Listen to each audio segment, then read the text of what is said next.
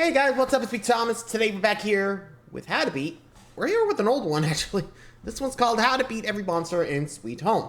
So this is the webtoon comic that pretty much brought it to life into a K-drama. I think, I'm not sure where from, but it's the best I got. So let's check out Sweet Home and see how to survive this complex, issue. You'll see what I mean. Be sure to like, subscribe for more. Hope you enjoy. Let's go. Your neighbors are turning into psychotic monsters zombies. ready to kill anyone they see. Inside and outside, they hunt during the day and the night. What do you do when you're stuck in your apartment with no food and where anyone can monsterize into a killing machine? I'm going to break down the mistakes made, what you should do, and how to beat every single one of these monsters in Sweet Home. This gamer Hyun-soo is down on his luck and trying to live cheaply, but what he's not thinking about is security. This building is seriously broken down. There's cracked paint covering every inch. The main sign has an arm-sized hole through it, and his head nearly gets sliced off from a rusty old weed whacker. These might look like superficial flaws, but they reflect much deeper problems, because this place simply isn't safe. It won't keep things out, and it can't protect you well from within. And if this is our only security guard, who happens to be doubling as a superintendent, this building is vulnerable in all the wrong places. In his apartment, he gets offered a drink by the security guard, who starts looking through the peephole. He not only has a nosebleed, but this guy's acting weird as f***. Regardless, I would install extra bolt locks on my door, because he has the keys to every apartment in this place, and I don't trust him at all.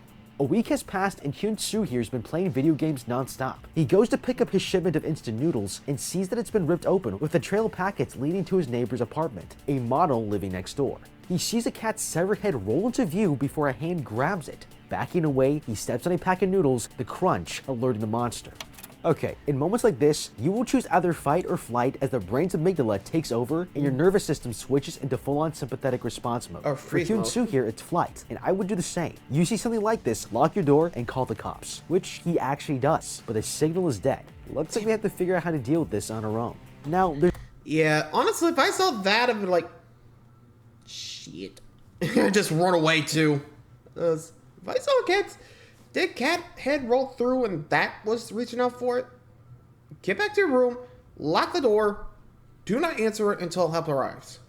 Anyway. There's no clear indication if he's dealing with some bloodthirsty psycho or something supernatural. In situations like this, it's hard to trust your own senses, but he heard the voice saying hungry, so I might offer it food to leave me alone. Unfortunately, ramen doesn't seem to be appreciated, so unless we find another cat, we don't have a viable way to distract it or earn its trust. Another twist gets thrown into the mix as the doorbell rings. It's his neighbor, the model, and she's begging for help. Look, I gotta be real with you here for a second. It was at that moment my dumbass was mad at Hyun-soo for not letting this pretty girl in for safety while a monster is right next door. But be smarter than me here, guys. If a pretty woman knocks on your door and wants your help, something's wrong. It never happens, trust me. Asking to see her arms is smart, because if they look like this, maybe don't open the door. She gets mad and goes berserk, and we get the confirmation. She's the monster we saw earlier. But there's something else here we could easily miss that makes her an even bigger threat. This monster takes things personally. She can even manipulate and trick you, trying to act normal or trying to pretend there's an emergency. Once we've realized this, I'm not trusting a living soul in this building. We need to start thinking about how to get help. The phone signals are blocked, so at the very least, I would put a banner out my window using bed sheets and write a message that there's an emergency. But it's not just about us, because if this thing gets to other people, it might be more than just cats it wants to eat, and we need to warn everyone we can for the safety of the entire building. Hyun-soo walks out into the hall where he sees this gangster coming down the stairs and suddenly collapses. This seems like it's from his instant noodle only diet, but it's actually a sign of something much worse. Upstairs, the guitarist girl sees the same woman at her door, looking a little worse for wear as it screams for her to open up. Okay, this monster has moved upstairs, and we can see this thing won't stop. It wants food now, and it's gotten strong enough to punch clean through a metal door. We can't stay in the apartment forever, and it can break in with enough time. The first thing to do is collect whatever you have in the apartment that could be used as a weapon, or fashioned into one.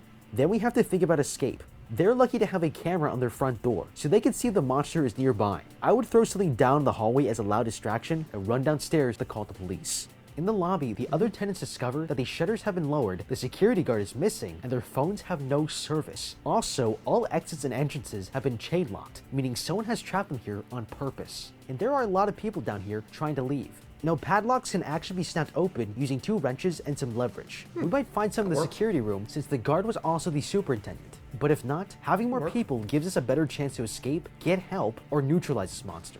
I would find out everyone's job and skill sets to see whether we should go after the thing ourselves. If everyone is a useless office worker, at least we could barricade the security guard's room and hide in there, with access to the cameras to watch the monster's movements. This med student breaks the chains to the management office, where inside one of the tenants, who is a firefighter, tries calling for help, but all the lines are busy with disaster reports, and the call cuts out. Okay, these guys don't know there's a monster in the building yet, so I might first think this was a natural disaster like a typhoon or tsunami. But because of where South Korea is in the Northwest Pacific Basin, tsunamis and cyclones are very rare compared to surrounding countries. If all the help lights are down, we shouldn't be trying to leave until we learn more. And if there's a citywide threat, this building is the most valuable thing we have. Also, this woman is a firefighter, so she has a better understanding than most about emergency evacuation and emergency protocol. I would make sure she was a part of all planning and decision making from here on out. The shopkeeper starts pressing. Yeah, honestly, also, even if I was thinking it was like a natural disaster, I would take like one look outside and like, yeah, something major is going on here. Not good, too. I don't know. Like, I'm not sure where I would be if I was the one like who met the monsters in the building, because I'm pretty sure that superintendent's also infected. So far we got 3 infected, so moving on. Buttons, and the front door shutter begins opening, but the tenants in the lobby see a very tall creature standing just outside. This dog is not happy about it. I can't blame them too much for trying to get out, but once we see this very not human thing standing there, it confirms our suspicions that there's a citywide emergency, and we need to turn this building into a safe zone. The student sprays the monster away with a fire extinguisher until he gets it past the shutters, but they close way too slowly and he runs out of gas. This guy was smart to use the fire extinguisher because it's projectile. There isn't much of this building that doesn't require close combat of some kind, and that would be a losing strategy with this kind of monster. One thing has become immediately clear. With this many monsters, help will not be coming, and we're on our own. We've closed the shutters, but it might not be enough here. His tongue can extend really far, and if he was really hungry, he could approach closer to reach inside easily.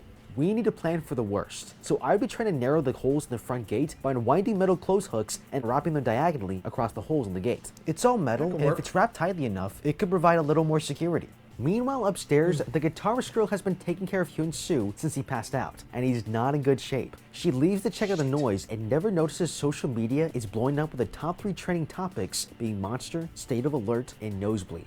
She goes down the stairwell where the drunk is buttering to himself, and when she passes by, she sees his nose bleeding like crazy. There's something really wrong with this guy. Alright, this girl has already seen a monster and it nearly bashed her door in. So if I'm seeing someone acting like this, I'm not wasting a second. The first instinct is to swing for the head, but this is not the right thing to do. She's 3 to 4 steps lower than him, which is a very difficult angle to strike. And contact with the head could be easily blocked, if it even reaches at all. In this situation, we should swing for the knees. He won't be able to block, we'll get a fast and direct swing, and it will knock him down, giving us another chance to strike. Another tenant enters the stairwell, sees the drunk guy turn into a monster, and chops the guy's head clean in half with a samurai sword. Okay, this is an important takeaway. These things have physical bodies, and they can be killed like any living thing. Now, it's easy to be sympathetic, but if we want to survive, we need a killer instinct. Like this guy here, who takes one of them out like he's playing Yakuza 6. But brute strength won't always do the job, so we need weapons. Kitchen knives are a good place to start, but close combat is not going to give you the best advantage. And nearly everyone in this building has no weapons training, so we'll need something easier to wield without experience. The roof would be good to scout for scrap metal, pipes, poles, or wooden planks that could be used. Baseball is a popular sport in Korea, so there could be bats in other apartments. But clearly, it would be better to kill them when they're still more human than monster, because they get back up more dangerous than before. Downstairs, the tenants are barricading the entrance when everyone's phones receive a notification about an epidemic. Anyone exhibiting nosebleeds, blackouts, and aggressive behavior should be quarantined. They're all nervous. This group didn't understand until now that this was a sickness, and they can catch it. And they argue about where they should go. The basement parking lot is shuttered, and the apartments aren't secure. I would want to stay downstairs where we have more operational control and send teams to scout certain floors for food, resources, and weapons using the ground floor as a base. The next day, Hyun-soo the gamer wakes up and sees the city is in ruins, when all of a sudden, he starts bleeding from the nose like that woman, and he'll turn into a monster just like she did. Looking for answers, he researches the illness on a blog called Kurukuru, and the med student has found the website too. They learn that the writer himself was infected, and he described it as a curse, with an unknown cause and no cure. But if they want to live, there's something they should know. Both tenants are about to discover what that is, but the internet cuts out. God, I hate it when that happens. With everything that's going on that's putting your life at risk, it's easy to overlook some important resources, power, and the internet. An unmanaged power station would provide 4 to 6 hours of electricity before blackouts occur. South Korea has nuclear power plants, which would last longer as it is more automated, but it's only supplied to certain areas and will eventually give out as well. And for him, this means no video surveillance of the front door. The internet will be gone even faster, as the system would be overloaded with the activity of panicking citizens. We need to use these tools to gain as much information as possible before they're gone. If this is happening everywhere in the city, there might be information about what to do, how to beat them, what their vulnerabilities are, and if the government is going to help. It's been 8 hours since Hyun-soo here collapsed, and he's feeling hungry after all that research. He opens the door to grab a box of instant noodles, but the drunk from the stairwell has come back to life as a monster. Okay, obviously, we shouldn't be opening our doors on a whim, but once it's inside, we either need to fight it or lock him in the apartment. It might seem smarter to lock him in because it guarantees your safety in the moment and keeps him from roaming the halls, but it's not the right decision, because this may be the best chance we get at killing this thing. We can't just use a pole and bash it though. This monster has a special ability. He can't see, but he can hear like you wouldn't believe. I would take the sharpest object within reach and stab him in the ear, so he can't see or hear now, making him easier to kill in a fight. Kinda easy that when you way see we can keep the apartment, and the building might have one less monster. Hyun-soo goes with option 3 and stays quiet, and the monster leaves. Lucky. Very lucky. Later, he looks at the window and sees a father about to rappel down the side of the building. The man gets attacked by an eyeball monster and falls to his death as his kids cry out for help. The gamer throws his computer monitor at the eyeball and it comes up to attack him. These monsters are not limited to the human form, and obviously we got to go for its weakness, which is the eye, but it's not going to be enough. It can stretch its neck and it's strong, but this means we might be able to trap it. I would try to make it follow me through the hallway to stretch its neck further into the building and down the stairs. If I can get it stuck, it will be easier to trap and injure. This guy shoots at it with an air cannon that he fashioned out of a crutch, which is awesome. But it's clearly exposed that we can't always guarantee to kill these things, even if we sever their heads. So fighting them won't always be a solution, unless we have a lot more power to disintegrate them completely. And from this point forward, fire might be the best way to go. The veteran has another piece of valuable information. Phone calls make noise, then cut out when a monster is nearby. By staying on call, disturbances can help give you an early warning. We can use this to clear the building. You could go floor by floor and determine which ones have monsters, and either seal them off or kill them. Stay on call, keep your batteries charged, and don't go anywhere without it. Hyun-soo here meets him in person, and the veteran upgrades his weapon. It turns out the man is an amazing mechanic and tells him to go save the kids. This guy should be fashioning weapons for every man, woman, and child. We need to think like we're soldiers at war against these monsters, and he's our blacksmith. And since he can solder metal, I would take apart a row of doors and solder them together to permanently seal off a stairwell to trap any monsters or higher floors. Hyun-soo, the gamer, sneaks through the building and nearly avoids the blind monster. He reaches the kids to rescue them, but suddenly he starts showing symptoms, and he tells the kids to run away, but it's too late. He's a monster now. Or is he? Hyun-soo seems to snap out of his hallucination just in time to get knocked down by a giant creature, but in a super anime moment, Hyun-soo holds the monster back and yells at the kids to run before he gets beaten into a wall. Something is definitely going on with Hyun-soo. Somehow they've managed to survive long enough for a tenant with a sword to come and slice this protein beast. He and the guitarist drag Hyun-soo to safety, and they see his eyes go from black to normal. So he has a monster. That's bad. But for now he can control it, and even if it's risky, it kinda gives us a chance at fighting these things, because he might have extra strength like they do, or a special ability we can take advantage of. The children... Well, to be fair, he is conscious, and, well, you know, he does have his mind still, which could help. Think about it. So far, from what he's seen, it's either nosebleed, fainting, and then, you know, sudden aggression. But so far, he hasn't shown that third sign, the aggression, right? He's still trying to save them. If he did turn into a monster, well, yeah. As soon as he, like, get aggressive, like, you know, whap. But if not, Also, notice that the others mutated. He didn't. So that's a good sign so far. Either he's or at least a different strain or variety of it, or something different. He's still affected, but I can definitely see, like, myself thinking, okay, he's definitely an anomaly in this. Think about it.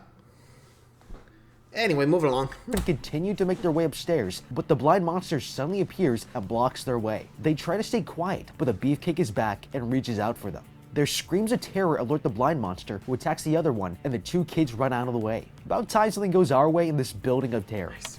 This is a clear indication we can exploit each monster's tendencies in our favor. The blind monster will attack noise, and the beefcake will fight back, meaning noise can be used as a lure to get the blind monster killed. The swordsman comes up with a plan and leads it through the complex. He reaches the end of a corridor and jumps out of the way, baiting the beefcake to jump out the window. Okay, these things die hard, but they can definitely be injured. Every monster will have its own unique weaknesses, and we need to start looking for them to survive in this place. So the main strategy is to make them immobile. No arms or legs will make for a reasonably harmless monster. And for Beefcakes here, who's got too much muscle to fight conventionally, slashing his Achilles tendon will make him unable to walk. It's simple biomechanics of anthropomorphic anatomy. We find out that the building lost power, and that the firefighter girl volunteered to go down to the electrical room to try to turn it back on. But she got set up by the med student who knew there was a monster down there. This guy is cold and tactical, and he's not wrong. But this firefighter is extremely valuable to the group. I would have been upfront with her because she's built to fend for herself. She's even saved everyone's lives in the building, and now he's totally throwing her under the bus. The med student makes an announcement for all survivors to come downstairs where it's safe, but then the radio goes offline. Gathering people is good, but we have to have smart allocation of resources and skills. There is actually more upside to having two bases, one upstairs and one downstairs. The lobby base camp can ration food and relay it to the apartment base, while the strongest and bravest stay to clear the monsters, save more people from their apartments, and scavenge for food and supplies. Back in the lobby, this woman is trying to break out of the building to find her daughter, but then they see a girl running towards them. She stumbles and limps her way to her mother as the med student tries to figure out what to do. Okay, this sounds heartless, but we don't know if this girl is infected or not, and it's adding another risk to the building. We have to ask ourselves what is more likely, that she survived all night outside with all these monsters around, or that she's infected. It wouldn't be a popular decision to lock her out, so I would let her in, but immediately lock her up in an apartment to monitor for nosebleeds and any signs of turning so we can kill her quickly if necessary. The soldier runs out to save her, but they both get run through and killed by the long-tongued monster. God, this thing is brutal. The student starts putting the barricade back up and barely avoids the monster's tongue piercing through as the shutter begins to close. After defeating the beefcake, the group spent the night at the veteran's apartment. By the next day, the guitarist and the swordsman are prepared to leave for the first floor, with the infected Hyun-soo deciding to join them. The soldier gives the swordsman a shield to take with him, and he's made it out of a door. This is incredible work, but right now I'm starting to think about if there's a better way to fight these monsters than with swords and shields. This guy should be making traps for us, because even if the monsters are strong and have special abilities, they aren't exactly smart. Things like bear traps, tiger traps, and snares would all be easy for this guy to make, and could go a long way in keeping us safe and dealing with the monsters more intelligently. Down in the basement, a spider-like monster goes to attack the cocoon and finds it empty. The firefighter has escaped through the ventilation shaft. This was really her only option, because the room with the cocoon was locked. Don't try to fight this thing without help, because it has more range and can move better than you, plus every leg has a huge stinger that can pierce through metal. But if it's taken the form of a spider, it might have the vision of a spider, which is surprisingly terrible. They rely on touch and vibration more than sight despite having 8 eyes. I might try using this to my advantage. I would take something from this room with me first, like the wire, and instead of running through the ventilation making vibrations, I'd look for a T-junction in the vents, use the wire to cause vibrations away from me, and stay still and quiet on the opposite side. She breaks a vent fan to lower herself into another room, but the spider catches her. Thinking quickly, she breaks a window and grabs a broken shard, sawing through the webbing to escape. The tenants find out that martial law has been declared and the military is in control. They're told the infection doesn't spread through the air or blood, but it's related to human desire, and anyone exhibiting symptoms of nosebleeds, fainting, or hallucinations should be locked up. These creatures are durable and heal very fast, but they do have 2 weaknesses. They can be damaged and killed during a period of time called the golden hour, and secondly, they can be burned to death. But dealing with this means we're killing them while they're still in human form, and that can get emotionally very ugly. I would designate a person in each base camp to be officially in charge of these executions, so that there isn't a situation where people who aren't mentally prepared for something extreme like this allow another person to turn into a monster. And it needs to be brought to the group for a vote, because if everyone isn't on board, everyone's lives are at risk. Meanwhile, the gamer and his crew find a dead body, and it's warm. This is really bad news for them, because it means he's been killed very recently and that a monster could be near. They don't see one, but on their way down, something knocks the guy down the stairwell and he takes a deadly fall, splatting onto the floor. He wakes up in another room where the med student tells him he's been asleep for 8 hours, and it's obvious that this kid has been infected. Okay, this guy can somehow survive deadly falls and heal quickly. If he's on our side, there's no way I'm not going to try to use this as an advantage against the monsters. We've established with Beefcakes here that some of these monsters are too dangerous to fight, but he clearly doesn't have the same risks as us. I would use him to lure monsters into traps, because the worst case scenario is he ends up back in the medbay for 8 hours. The shopkeeper throws a fit and screams that they need to kill him, but then his nose starts bleeding. Yeah, what was it you were saying, old man? Downstairs, the gamer is told by the med student they need him to do dangerous jobs for the tenants. His first task is to bring the soldier down here to help reinforce the barricade, but he's told to leave the kids if something goes wrong. I hate to say it, but he's right. Kids are our future, but right now we won't even have one unless we defeat these monsters. So anyone who can contribute to that cause comes second. These kinds of unpopular, practical decisions are for the greater good. The firefighter isn't happy that he's using the gamer, but tells her they need the soldier and the gamer can heal fast. As long as he's strong enough to resist the infection, he can be their ultimate weapon. I have no problem with this whatsoever. We need to use people as resources because everyone has unique skills. He's a risk to have around groups of people, so he's best put to use to scavenge, run errands, and do things the others can't do. The med student tells the woman about the Crew blog and what he read on it. She remembers her fiance had a blog called Crew before he died, and he didn't want her to know about it. She knows it must be the same one, but why would her husband know anything about this infection?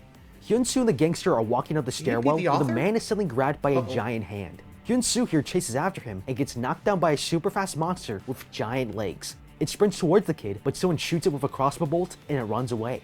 This old man and his nurse appear and rescue the two survivors. They're lucky to get some help, because this monster might be the toughest one yet. If it's so fast you can't even react to it, how do you kill it? That night, the veteran reinforces the barricades, and they're gonna need it badly, because the tongue monster gets grabbed by a massive hand as something lets out a roar. The next day, the guitar starts bleeding from her nose, and the tenants are horrified to find out she's infected. They sound the alarm, and the swordsman leads her into a net trap they've set up. The firefighter realizes this infection can be caught by anyone and remembers her husband's Kuru blog. She must know what happened and decides to head out on this motorcycle to his old workplace. It's risky, but she could find answers that tell us what we need to know about the infection. I wouldn't want her to leave though, because she's too valuable to the planning, safety, and defense of the group. It might be better to send the gangster, who is strong enough to defend himself in the wild, and he would help if there was something in it for him. Things are getting more dangerous for the group. Others are getting infected, and monsters are still in the building. Now, structure is important in survival settings. We have to be on guard 24/7, and it requires organization, cooperation, and discipline. They create 4 main rules for everyone to follow. Rule 1. Move together in groups of 2 or more, and report anything unusual immediately. This is so vital, and it's also very common sense. Being alone is almost never a good option in survival scenarios. You're always safer with company to either defend or get help. Rule 2. Eat once a day and only the amount prescribed. Resources need to be rationed, and not everyone is going to go along with this. It's going to be resistant, and it needs to be enforced, but as fairly and as democratically as possible. Things should be voted on, and that's a great way to have everyone buy into cooperating with the group. Rule 3. Everyone will have their temperature checked every night at 8 p.m. If someone gets sick, they'll want to keep it a secret, so we can't trust anyone. A hard rule to check for infection won't let anyone slip through the cracks, and you can catch a potential threat more quickly, keeping everyone more safe. Rule 4. Quarantine the infected. Obviously, they shouldn't be near the healthy, because they could turn. This kid is an exception, but even still, how do we know he's not going to get dangerous and violent at some point? We don't. Not until the symptoms have been studied in other cases. I would still lock him down until enough time had passed that I was sure he's not a threat to us anymore. Hyun-soo the gamer goes upstairs to scavenge more supplies, but he knows the sprinter monster is still around and has an idea. He sets up multiple springs and fishing line to act as an alarm while he searches the apartments. He hears his alarm go off and falls to the ground as the sprinter monster comes running into the room. Now the scene ends and we never see them fight, which is really strange, but okay. We can't fight this thing normally because he's so fast you won't be able to react to him to fight or protect yourself, but he still relies on the laws of friction to launch himself forward, and simply by reducing friction, we can slow this guy down. Instead of alarm balloons, I'm greasing up the floors with oils, dish soap, KY jelly, anything I could find to make it impossible to run. And because he's going so fast, if he slips, he's going to crash hard. I would also line the hallways with steel wire. These things together make the building impossible to run through. Downstairs, the tenants are emptying bottles and creating Molotov cocktails when they hear one of the women blow her whistle as something lumbers towards her. They all rush out and the shopkeeper's wife realizes this thing is her husband and she insists on killing it herself. Okay, there's no TV anymore, and this is the best entertainment they can get, but it's not safe. They should use the buddy system so that someone is there with a weapon for backup if she can't handle herself. I honestly don't even know why they would wait long enough for this guy to wander out on his own. They should have killed him long before this, or contained him until he was showing symptoms of transformation and ended from within the confinement area. The firefighter reaches her fiance's office and finds his research notes from the Crew blog. He had become infected and was trying to resist for 15 days as his condition would have stabilized and he would become a special infectee. That's when the military shows up and takes the woman hostage. She cuts a deal with the commander, offering the infected Hyun-soo someone who can resist monsterization in exchange for her life. Back in the apartment, the whole complex is powerless. The water is going to be cut off soon, and the food is running out. Power being out is bearable, but running out of drinking water is a problem they need to solve immediately. It's always important to be thinking further ahead than anyone else when it comes to resource management in a survival situation. A city's water and sewage is relatively automated using gravity to its advantage, so it would likely be available longer than electricity, but getting access to new sources of food and water will force you outside. There are hundreds of abandoned supermarkets across the city to scavenge, and it's the best place to start. But before it ever gets this bad, we have soil here, so we should start planting vegetables as soon as we realize this is an apocalyptic scenario. Gardening obviously takes time, but it's at least the path forward to free, sustainable food.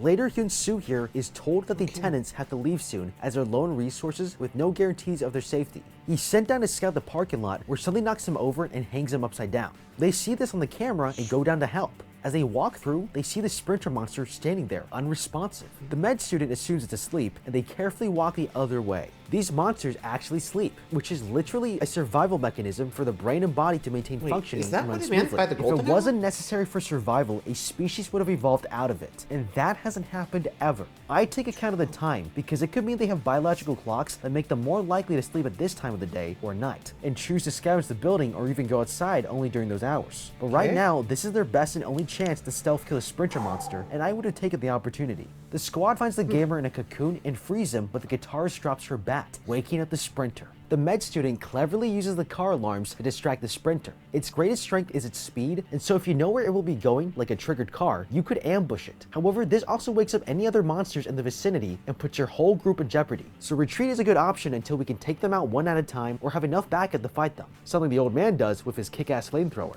Upstairs, the veteran is running for his life, but it's not going to be an option for him and it's too dangerous to fight, which leaves trapping as the best solution, but you'll only have one shot and you can't let it escape. The legs are the most dangerous part of this monster, so we need to take them out of the equation in order to beat it. His trap was a great idea because if the spider is suspended, it can't use its legs and we can either try to kill it or run away. The problem with their strategy was in thinking they could do this with this tiny little rope and a couple of screws. The monster must weigh less than this fridge, or about 120 kilograms, because tipping it pulls the spider off the ground. And judging by the fraying here, I would guess it's a natural fiber rope less than 2 centimeters in diameter, which has a lower tensile strength than synthetic fibers. Even if it can hold up the monster, it's not gonna last long. And they should have strengthened the rope by braiding it, or used stronger screws so it can't break the metal frame off the wall. The other tenants try to rescue him before Hyun-soo appears and kills it. The next day, the nurse, the gangster, and Hyun-soo here get ready to scavenge for more supplies. But as they're pulling out of the parking lot, the car suddenly gets flipped over. The gamer Hyun-soo wakes up and sees the beefcake monster has grown gigantic ever since it leapt out of the building, and there's nothing he can do with his spear.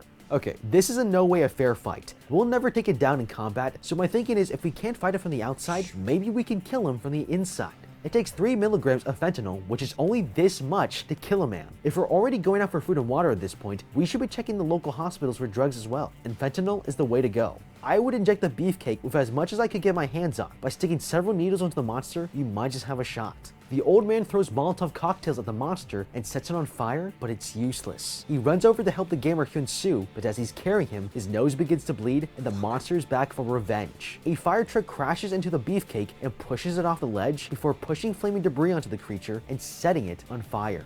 Things have returned back to normal, but the shopkeeper's wife reveals that she's starting to have symptoms and needs to leave for their safety, but the other tenants don't want her to go and vote for her to stay. On the bottom floor, one of the tenants sees the elevator come down and hears the alarm bells start ringing throughout the building. The doors open and the monsterized security guard steps out. The security guard goes ballistic and starts fighting with the swordsman, but his sword arm gets chopped off. He won't quit, and taking his broken sword, stabs the security guard in the chest and drags the creature into the elevator where he orders the others to throw a Molotov and burns to death inside. Okay, this is brutal. We've lost our best fighter to the lamest monster ever, and I would be seriously pissed. His weapon has blades, but it also has a pull to grab, and that makes it easier to fight him off. I would have had everyone attack him at the same time because he could be flanked from behind and the weed whacker could be held down as they all help kill him. It highlights an important point though. Always clear the place out. They should have sent bands of fighters to sweep the place floor by floor, but they didn't, and now this is the consequence. The old man asks the firefighter for help finding a secret tunnel that's in the building, but then his attention is drawn to an APC driving over a bridge. The armored car breaks through the apartment's barricade and these bandits with stolen gear come out.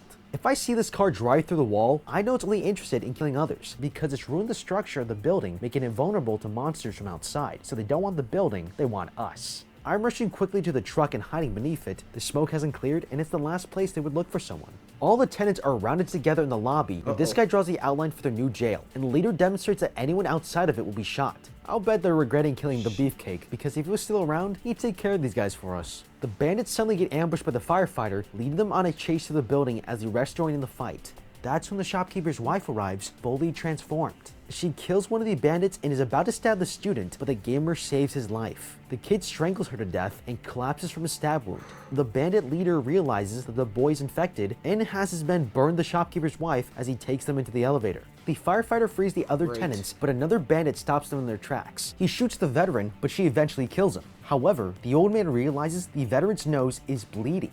Upstairs, it's not looking good for Hyun-soo. They get ready to execute him, but today, it's his lucky day. One of the bandits kills the others and admits he's a monster just like Hyun-soo is, except he believes that it's natural for them to kill humans. When the gamer walks out of the elevator, he finds himself in a standoff with the other survivors, but he's able to convince them to spare the infectee's life. The truth is, they wouldn't be able to kill him anyways. You see what happens when you shoot him with bullets. All they do is bounce right back. Hyun-soo just saved all the tenants' lives in this interaction. This guy is the most dangerous man in the building, and he can't be killed. So right now, our best solution is to escape. Everyone must be working in shifts to help the old man find the tunnel, because as long as we're trapped in the building with this guy, he holds all the cards. Nurse begins having an asthma attack, and the gangster tries to take her to a pharmacy, but he's knocked down with a monster. Hyun-soo here lets them continue to make their way out, but the infectee shoots both of them. Man, this guy is seriously bad news. Defending his friends, he fights the monster, who tells him that this isn't his true form, and his special ability is to take control of dead bodies. He severely wounds the gamer, but Hyun-soo begins to transform, growing a massive wing. The guitarist gets ready to throw a Molotov, but a Molotov cocktail isn't gonna do a damn thing, and we all know it. We might be able to shoot the gas tank of the car, causing a big explosion, but if it doesn't do the job, we've made 2 enemies instead of 1. So this isn't a good idea, and we should give Hyun-soo here the benefit of the doubt, while staying as far away from him as possible. Yeah, we gotta go. He kills the monster, but then heads for the tenants. But the now healed veteran stops him just before he dies, as the kid turns back to normal and blacks out. The firefighter digs graves for the dead when she discovers a hatch to a secret tunnel. It must be the one the old man was looking for. That night, soldiers arrive. They have the building surrounded and announce they want the special infectee, Hyun-soo. The soldiers hear an explosion and begin shooting, scaring the tenants into the tunnel. But Hyun-soo here decides to step outside to confront the soldiers. The next day, the group finds an exit and climbs out, only to be surrounded by the Korean military. The commander tells the firefighter that the deal isn't over yet, because she didn't deliver Hyun-soo to them in exchange for information on her fiancé. She's forced to join them, and the survivors are taken away on a military truck. Surprisingly, Hyun-soo is still alive, waking up in an armored car, driven by the gangster who no longer has any scars. It must be the body-switchy monster. He never killed him, and now he's trapped as he drives through the tunnel and into the open world. But what do you think? Yeah, that was tough. Like, I don't know how I would survive that, because frankly, those monsters are nuts, because, sheesh, they look pretty much impossible to kill. Well, anyway, thanks for watching, guys. Till next time, see ya.